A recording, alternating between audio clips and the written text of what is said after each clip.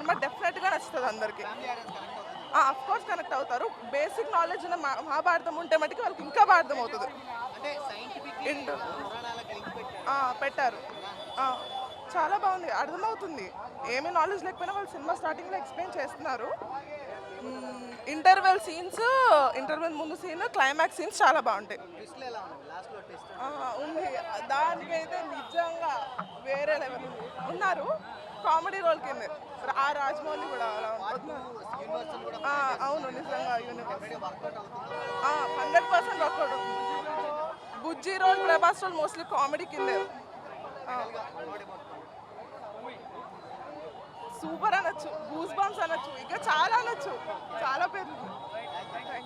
ఓవరాల్గా చాలా నచ్చింది. ఇన్ఫ్యాక్ట్ ఒక మైథలాజికల్ వేలో వెళ్తుంది స్టోరీ. అది ఇన్ఫ్యాక్ట్ పెద్దవాళ్ళైనా చిన్నపిల్లలైనా కనెక్ట్ చేస్తారు మూవీతో అండ్ చాలా ఈజీగా అర్థం అవుతుంది.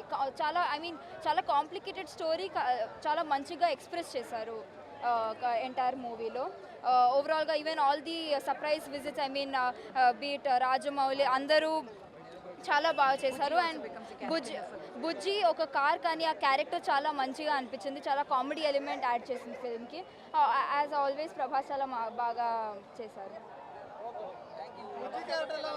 చాలా బాగుంది బుజ్జి క్యారెక్టర్. ఇన్ఫ్యాక్ట్ ఆ కామెడీ క్యారెక్టర్ చాలా బాగా అనిపించింది.